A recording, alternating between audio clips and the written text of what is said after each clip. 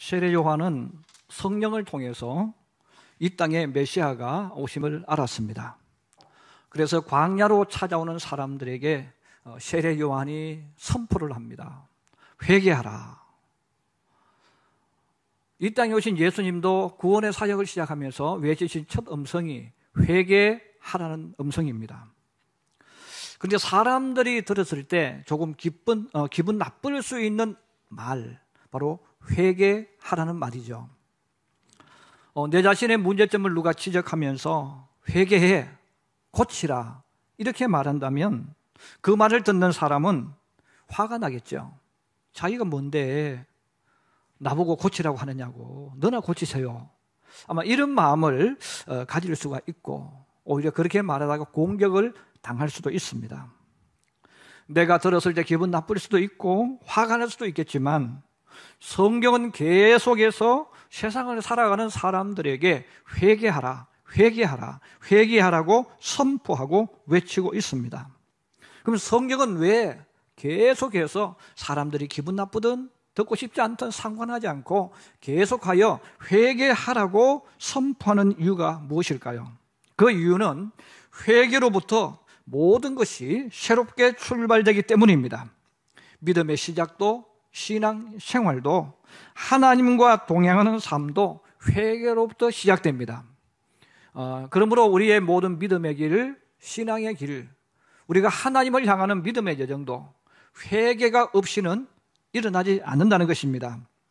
물론 회개하지 않고도 교회를 다닐 수 있고 예배를 드릴 수도 있습니다. 그러나 그런 사람들은 하나님과 아무런 상관없는 종교 생활을 하는 것입니다. 하나님과 동행하는 삶, 예수님이 나의 주인 되는 시작은 회개할 때부터 시작되는 것임을 깨닫기를 주님의 이름으로 축복합니다. 그럼 우리가 하나님을 믿을 때, 내가 하나님의 말씀을 들을 때 회개가 내게 일어나는 사람, 그 사람은 복받은 사람입니다. 여러분들이 하나님을 믿을 때 내 속에 회개가 일어나지 않는다면 그 사람은 하나님의 역사가 멈춰버린 사람입니다.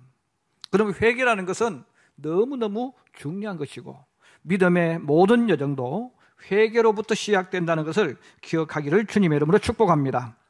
그렇다면 회개라는 말은 무슨 말일까요? 물론 많은 것을 이야기할 수 있을 거예요. 저는 오늘 가장 기본이 되는 회개에 대한 말씀을 먼저 알려드리려고 합니다. 그럼 회개가 무엇일까? 한번 따라해 주세요. 회개란 아버지께로 돌아가는 마음과 행동이다. 회개라는 것은 내가 하나님 아버지께로 돌아가는 마음 그리고 행동, 이것이 바로 회개입니다. 신앙 생활하는 사람들 가운데서 나 회개했다, 나 회개했어 라고 말하는 사람들이 많이 있죠. 자, 그런데 회개했다고 말해놓고 그 자리에 있다면 그 사람은 거짓말하는 거예요. 회개는 반드시 내가 있던 자리를 떠나가는 거예요. 성경에 보면 회개하는 사람의 모습을 가장 잘 알려주고 표현해 주는 것이 있습니다. 오늘 저는 두 가지를 말씀드리려고 합니다. 첫째는 누가복음 15장에 집 나간 둘째 아들의 모습입니다. 우리는 둘째 아들을 이야기할 때 흔히 탕자라는 단어를 써요. 그 둘째 아들 대신에 탕자라는 단어를 굉장히 많이 씁니다. 근데 둘째 아들이 왜 탕자가 되었을까를 생각해야 돼요. 둘째 아들이 탕자가 된 그 이유를 성경은 우리에게 알려주고 있습니다. 아버지의 집을 떠나간 둘째 아들이 찾아갔던 곳, 둘째 아들이 앉아 있었던 곳은 두 곳입니다. 첫째는 아버지의 집을 떠나서 찾아갔던 곳, 만났던 사람들을 성경은 이야기합니다. 둘째 아들은 아버지의 유산을 받아서 먼 곳으로 갔다고 성경은 이야기해요. 이런 먼 곳이라는 단어는 중요한 곳입니다. 둘째 아들이 먼 곳을 갔는데 그럼 그 먼 곳은 뭐냐? 아버지가 없는 곳, 아버지의 영향권에서 멀어진 곳, 아버지가 보지 못하는 곳, 내가 어떤 짓과 행동을 해도 아버지가 알 수 없는 곳으로 갔다는 뜻입니다. 둘째 아들처럼 생각하고 행동한 사람이 바로 다시스로 가는 배를 탄 요나 선지자죠.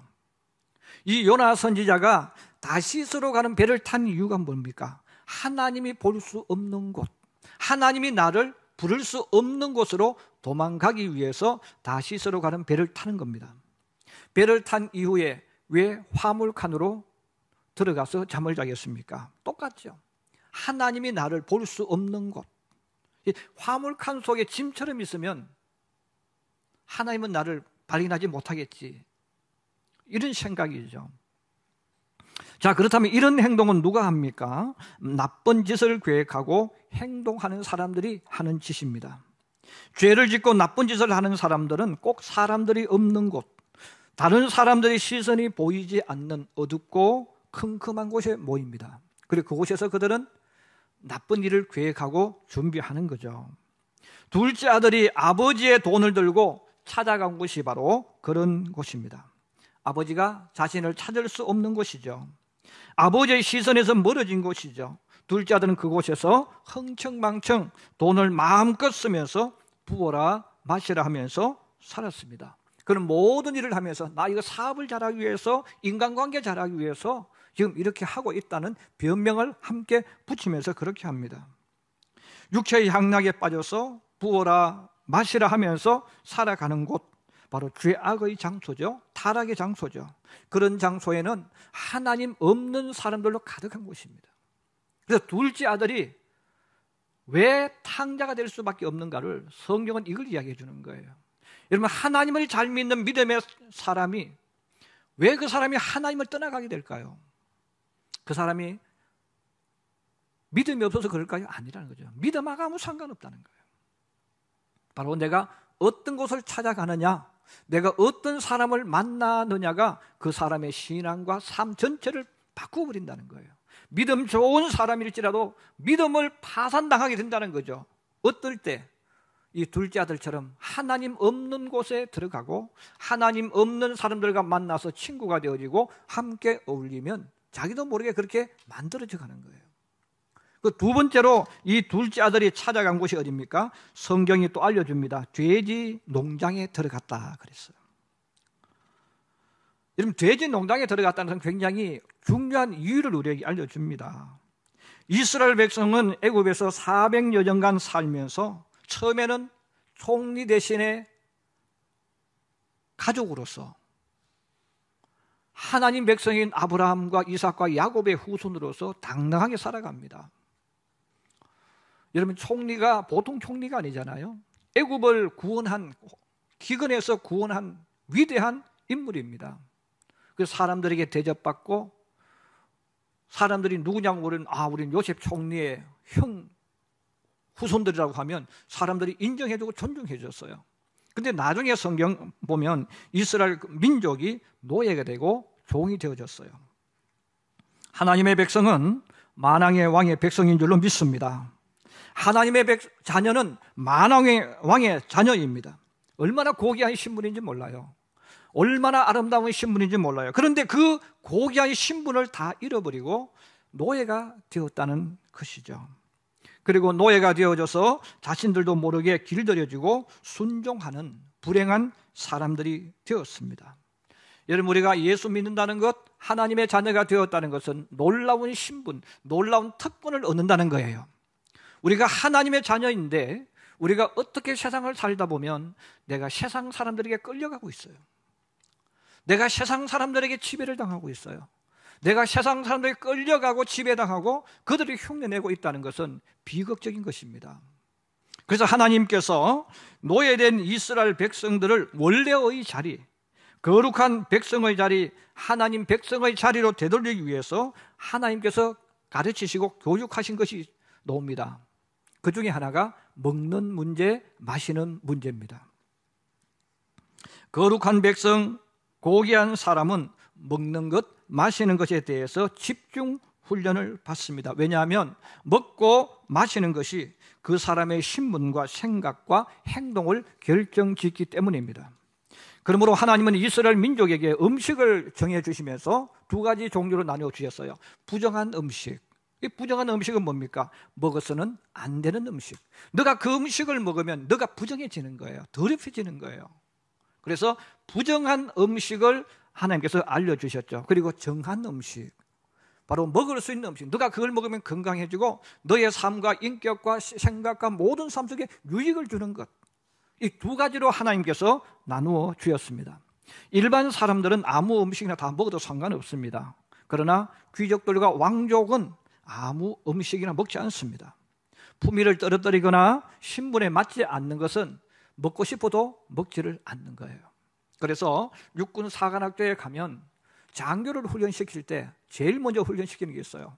너희가 아무리 배고파도, 아무리 먹고 싶어서 절절해도 누가 어떻게 뭘 준다고 해서 얻어 받아먹지 못하게 합니다.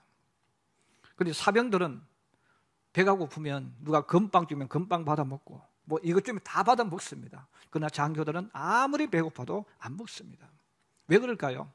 너는 신분이 있다는 거예요. 너는 장교라는 거예요. 장교이기 때문에 먹는 것, 이 마시는 것에 대해서 너는 조심해야 된다는 것입니다.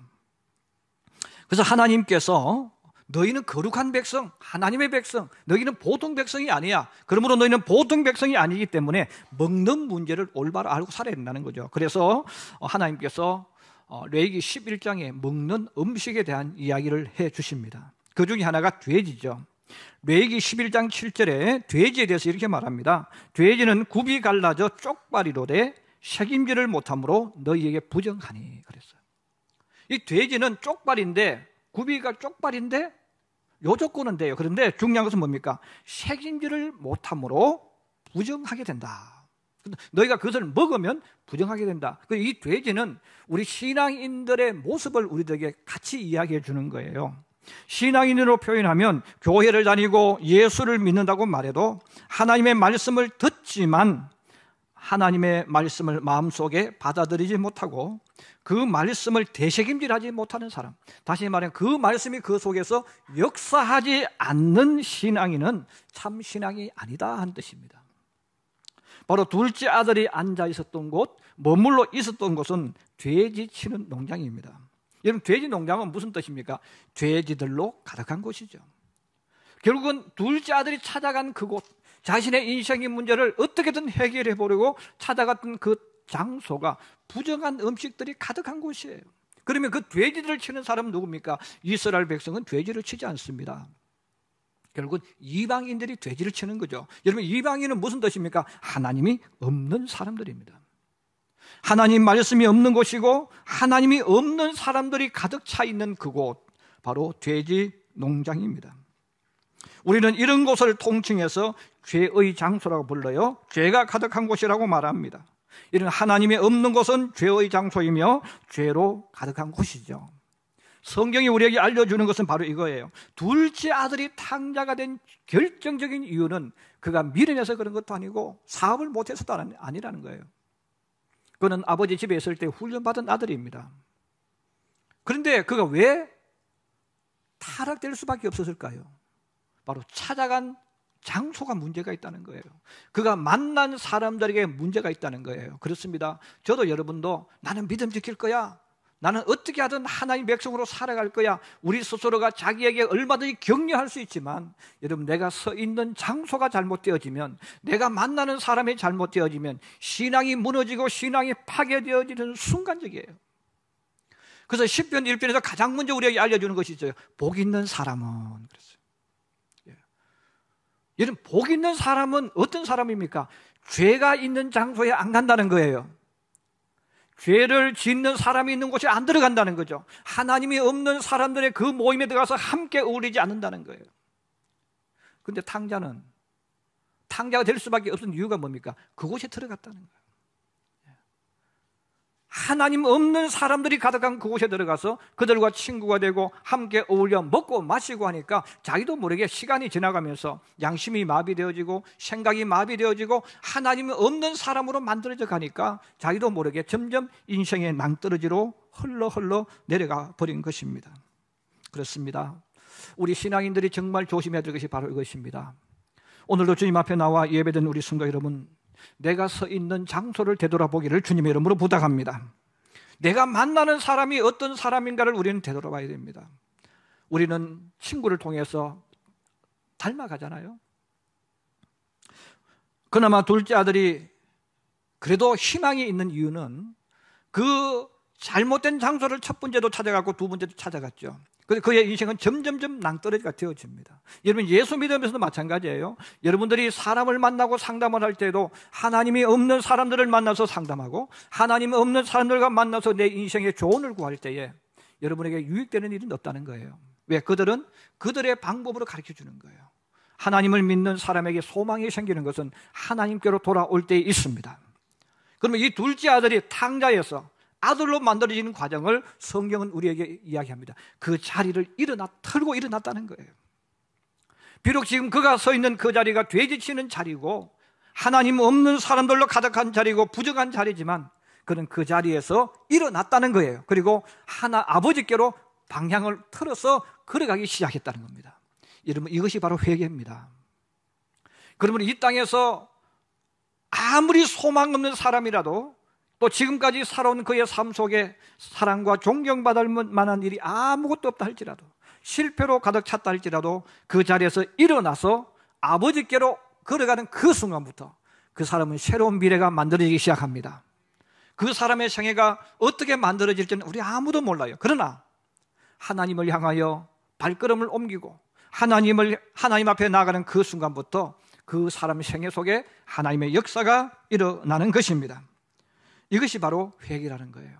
만약에 어떤 사람이 나 잘못해서 나 회개한다고 말해놓고도 계속 머물러 있다면 그 사람은 회개하지 않은 사람. 그 사람에게는 소망도 없고 희망도 없고 점점점 더 낭떠러지로 나아갈 뿐입니다. 사랑하는 우리 성도 여러분, 내가 서 있는 장소에서 잘못되어져 있다면 빨리 그 자리를 털고 일어날 수 있는 하나님의 사람들이 되기를 주의 이름으로 축복합니다. 두 번째는 호세아의 아내죠. 이 호세아의 아내가 남편 호세아에게로 돌아가는 것이 회개입니다. 호세아는 하나님의 명령으로 고멜이라는 여자와 결혼했어요. 이 고멜이라는 여자와 결혼해서 이 결혼 생활을 잘하고 있었는데 어느 순간부터 무슨 이유인지 모르지만 고멜이 남편 호세아에게 매력을 잃어버립니다. 그리고 세상이 아름다워 보이는 거예요. 그래서 가정도 버리고 남편도 버리고 세상을 사랑해서 유흥과 쾌락과 방탕한 삶을 살아갑니다. 이런 음란하고 방탕하게 살면서 저 사람에게 돈을 빌렸었고 빚을 집니다. 이제는 고단하고 힘든 생활 속에서 돌아가고 싶어도 돌아가지를 못해요. 그때 하나님께서 호세아에게 너가 가진 돈을 가지고 가서 아내 빚을 탕감해주고 아내를 데려오라고 말합니다. 빌린 돈이 많아서 그 빚 갚아야 되는, 그리고 그 쇠사슬에 얽매여 있는 이 고멜을 호세아가 찾아가서 다 용서해주고 빚을 다 탕감해줘요. 그리고 다시 불러서 아내로 회복시켜줍니다. 근데 조금 지나다가 또 고멜이 옛날의 모습을 못 잊어버리고 또 집을 또 뛰쳐나가 버리는 거예요. 바로 이 고멜의 모습이 이스라엘 백성의 모습입니다. 하나님은 그 상징을 고멜의 결혼을 통해서 우리에게 알려주는 거죠. 그러므로 하나님께서 다시금 세상으로 뛰쳐나가서 또 빚쟁이가 되어지고 또 남의 사체를 끌어서서 빛의 노예가 되어져서 살아가고 있는 고멜에게, 이스라엘 민족에게 오늘 주님이 하시는 음성이 뭡니까? 6장 1절입니다. 우리 한번 다시 보십시다. 6장 1절입니다. 시작. 오라, 우리가 여호와께로 돌아가자. 여호와께서 우리를 찢으셨으나 도로 낫게 하실 것이요 우리를 치였으나 싸며 주실 것입니다.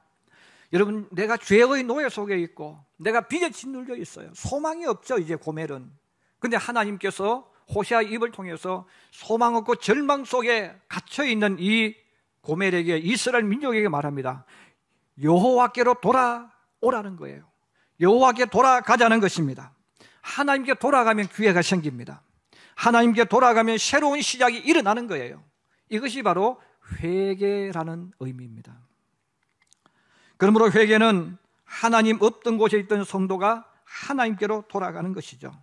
세상을 사랑하는 사람이 하나님께로 발걸음을 옮기는 것이 회개입니다. 그래서 하나님께서 이스라엘 민족에게 항상 요구하시는 것이 뭡니까? 회개하라. 그래서 여러분, 회개하라는 말과 같은 뜻이 하나님께 돌아오라. 오늘 우리가 찬양 드렸잖아요. 여호와께 돌아가자. 이 자체가 뭐예요? 이게 바로 회개라는 것이죠. 하나님의 자녀가 하나님 없는 장소에 주저앉아서 절망하고 쇠사슬에 얽매여 있다면 슬픈 일입니다. 하나님의 백성이 부정하고 더러운 곳에 머물러 있는 것은 희망이 없는 일입니다. 내가 아무리 좋아하는 친구일지라도, 내가 아무리 좋아하는 일일지라도 그 장소가, 그 사람이 부정하고 죄가 있는 곳이라면 우리는 떠날 줄 알아야 됩니다. 그 자리에 일어설 줄 알아야 된다는 거예요. 계속 그 자리에 머물러 있으면 탕자가 될 수밖에 없습니다. 그러나 그 자리를 털고 일어날 때 우리는 아들로 회복되어지는 역사가 일어나게 될 줄로 믿습니다. 사순절을 시작하면서 여러분들이 다시 한번 되돌아보시기 바랍니다. 내가 만나는 사람, 내가 서 있는 장소가 어디인가를, 그것을 아는 사람이, 그리고 일어나서 아버지께로 가는 사람이 지혜로운 사람입니다. 두 번째 회개는 무엇인가? 한번 따라해 주세요. 회개란 하나님의 말씀, 하나님의 거울로 자신의 얼굴을 보는 것이다. 여러분, 회개는 다른 것이 아닙니다. 회개는 하나님의 말씀으로 나를 비추어 보는 것이죠. 하나님 앞에 서서 자기를 돌아보는 거, 비추어 보는 거예요. 이게 회개입니다. 여러분, 돼지 농장에 거울이 있을까요, 없을까요? 여러분, 돼지 우리에 거울을 걸어놓는 사람이 있습니까? 아무도 없습니다. 저도 시골에서 자라서 돼지를 쳐보기도 하고 돼지를 키워보기도 했죠.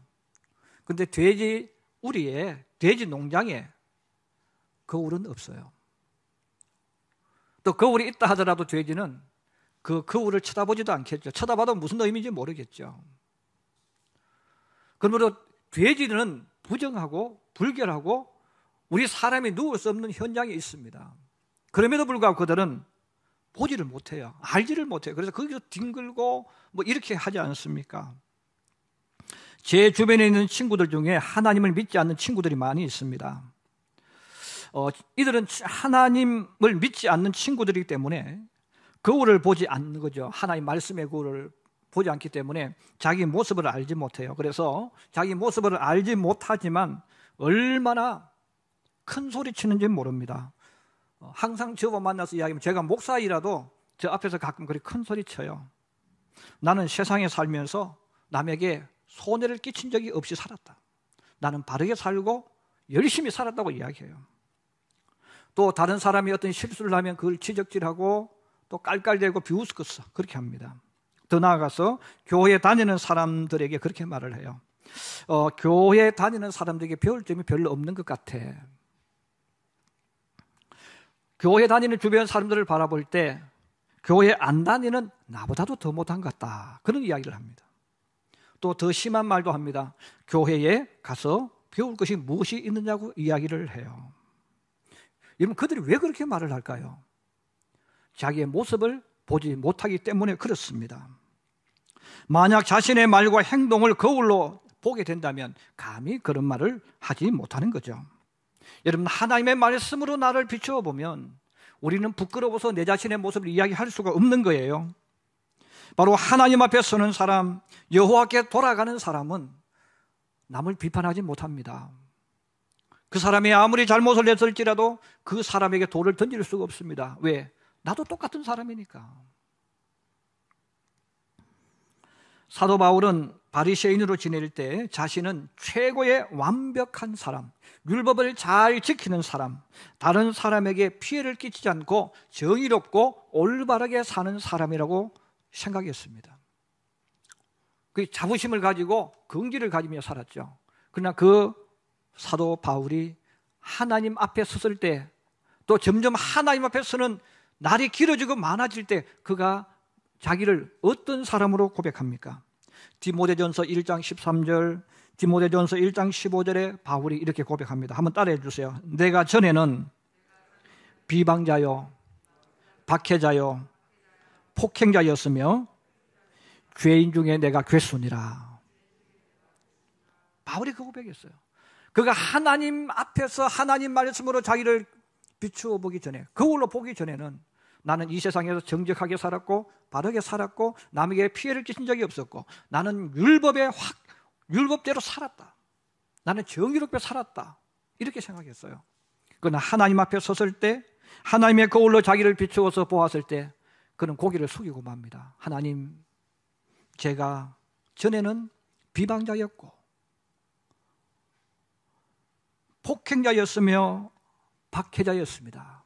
수많은 죄인 가운데서 내가 가장 죄 많이 지은 죄인 중에 괴수입니다라고 고백을 했습니다. 세상 사람들이 교회를 욕을 하고 예수 믿는 사람을 욕한다 할지라도 목사인 제가 소망을 걸고 희망을 거는 사람들은 예수 믿는 사람입니다. 왜 예수 믿는 사람을 희망과 소망의 대상으로 볼까요? 바로 거울로 자신을 보기 때문에 그렇습니다. 예수님이 자신의 상처와 아픔을 치유해 주심을 알기 때문에 그 사랑과 은혜를 아는 신앙인들은 어려운 사람, 상처 속에 있는 사람들에게 도움을 베풉니다. 과원, 양로원, 요양원, 어려운 이웃을 돕는 이 선행을 주도적으로 베푸는 사람은 누구일까요? 예수 믿는 사람들입니다. 제 주변에 있는 많은 친구들이 스스로 잘난 척하고 의로운 척하고 돈 자랑하지만 너희들 가운데서 정말 어려운 사람, 도운 사람이 있느냐고 물으면 대답하는 사람 아무도 없습니다. 정말 너희가 세상 살면서 누구에게 도움을 준 적이 있느냐고 물으면 말을 하지 않습니다. 예수 믿는 사람들, 교회 다니는 사람이 아니라 정말 하나님 앞에 서서 자기의 모습을 보는 사람들은 내가 힘들든 내가 어렵든 돈이 있든 없든 그들은 언제나 어려운 이웃을 도우려고 애를 씁니다. 또 실제로 그렇게 살아갑니다. 이것은 바로 죄인 중에 괴수인 나를 용서하시고 하나님 백성 삼아주신 주님의 은혜가 너무 감사하거든요. 이걸 느끼니까 주님의 이름으로 나누어주고 섬기는 것이죠. 하나님 없는 사람, 하나님을 믿지 않는 사람은 자신의 모습을 보지 못하기 때문에 자신이 세상에서 얼마나 많은 죄를 짓는지 모르고 삽니다. 또 자신 때문에 얼마나 많은 사람들이 고통과 피해를 당하며 슬피 우는지를 몰라요. 제가 살았던 곳은 예수 믿지 않는 사람들이 가득했던 시골이잖아요. 여러분 술 먹고 실수를 그렇게 많이 해도 술 깨고 나서 또 말을 합니다. 내가 뭐 잘못했냐고, 술이 그랬지. 가족들이 그렇게 많은 상처를 줬어도 나 잘못한 거 없다고 이야기해요. 하나님 없는 사람이 아무리 착하게 살고 아무리 정직하게 살았다고 말할지라도 실제로 그들을 거울 앞에 비춰놓고 딱 비춰보면, 아니면 그들이 살아온 모든 인생을 영상기로 찍어서, 아니면 스마트폰을 찍어서 그대로 보여주면 누구도 말할 수 없는 거예요. 여러분, 그래도 예수 믿는 사람이 나은 점이 뭘까요? 회개할 줄 아는 거예요. 하나님의 거울로 자기를 볼 줄 아는 거예요. 여러분, 하나님을 믿는 사람, 회개하는 사람들도, 하나님의 거울로 자기를 보는 사람들도 죄를 짓습니다. 여러분, 착각하면 안 돼요. 예수 믿으면 죄 안 짓는다는 착각을 하면 안 됩니다. 예수님은 우리가 이 땅에 사는 동안 예수를 믿어도, 죄를 회개해도 죄를 짓는 줄 알고 계세요. 그래서 우리에게 주신 선물이 뭡니까? 용서라는 거예요. 그럼 용서는 몇 번 해줍니까? 끝없이. 용서는 끝없이입니다. 여러분, 죄 안 짓는 방법은 있긴 있습니다. 그 방법은 빨리 천국 가는 거예요. 그래서 정말 죄 안 짓는 방법은 빨리 천국 가면 돼. 그러나 이 땅에 사는 동안은 죄를 짓는 거예요. 그 여러분들이 하나님을 믿지 않는 사람이 여러분에게 너 왜 이것을 잘못했느냐고 이야기할 때 주눅 들면 안 돼요. 왜? 그 사람은 우리보다 더 악하고 더 죄 많이 짓거든요. 우리가 잘났다는 것이 아니라 죄 안 짓는다는 것이 아니라 그래도 죄를 보고 죄를 인정하고 죄를 고치려고 하는 사람이 그래도 낫다는 거죠. 바로 우리는 하나님을 믿는 우리들에게 바로 주님 주신 은혜가 바로 회개하는 거잖아요. 내 자신을 보게 하는 거잖아요. 그래서 예수 믿는 사람들은 이 세상 사는 동안 죄 가운데 살기 때문에 죄를 이겨낼 수는 없지만, 죄를 안 지을 수는 없지만 우리는 죄를 벗어나려고 노력을 하는 거죠. 그리고 죄를 지을 때마다 빨리 씻는 거예요. 이것이 주님이 주신 은혜임을 고백합니다. 그러므로 우리는 이 사순절을 맞이하면서 다시 한번 내가 세상 살면서 내 자신의 모습을 볼 수 있도록 은혜 주신 주님 앞에 감사해야 돼요. 그리고 우리가 세상 살면서 자꾸 세상 사람들이 우리에게 야, 너 예수 믿으면서 왜 거짓말 했느냐 이렇게 말했을 때 여러분이 그것 때문에 주눅 들거나 그것 때문에 굴복당하면 안 된다는 거예요. 그때는 여러분들이 그렇게 당당히 말할 수 있어야 됩니다. 그래도 나는 너보다 낫다고 이야기해야 돼요. 그 여러분들이 누가 교회 다니는 사람, 예수 믿는 사람 이야기할 때 여러분들이 자신이 있어야 되는 거예요. 그 자신감이 뭡니까? 그래도 나는 너보다 낫다는 겁니다. 왜? 너는 씻을 줄도 모르는 더러운 사람이지만 나는 그래도 씻어서 조금은 휘어져 있는 사람이라는 거예요. 너는 10번 거짓말했지만 나는 9번밖에 거짓말 안 했다는 거예요. 여러분, 그런 당당함이 있어야 돼요. 우리가 옳다는 게 아니라 우리는 그래도 너희들보다 낫다. 왜? 회개할 줄 아니까. 여러분, 얼굴을 씻을 줄 모르는 사람하고 자기 거울을 보면서 아, 더러워졌구나, 씻어야지 하고 얼굴을 씻고 또 더럽힘을 묻힌 사람하고 누가 더 뛰어납니까? 볼 줄 알고 씻는 사람 아니겠어요? 바로 하나님 우리에게 준 특권이 이거예요. 그러면 오늘 우리가 사순절을 맞이하면서 다시 한번 내가 하나님의 말씀으로 나를 비추어가면서 나를 자꾸 새롭게 만들어갈 수 있기를 주의 이름으로 축복합니다. 그러면서 여러분들이 제가 지금까지 말씀드린 것처럼 내가 아무리 이 땅에 사는 동안 예수 잘 믿어도 나는 죄를 짓고 산다는 것. 그래서 하나님께서 이런 우리를 불쌍히 여기셔서 씻을 수 있는 은혜를 주셨다는 것. 그래서 여러분, 하나님의 거울로 자기를 볼 수 있다는 것이 바로 은혜고 축복입니다. 회개는 하나님의 거울로 자기를 보는 거예요. 여러분 자신을 봄으로 완벽해질 수는 없지만 늘 우리를 새롭게 만들고 아름답게 만들어서 이 땅에 누가 어떤 이야기를 해도 여러분 당당하게 고개 들고 예수 믿으면서 세상을 살아가고 달려가는 하나님의 사람들이 되기를 주님의 이름으로 축복합니다. 축복합니다.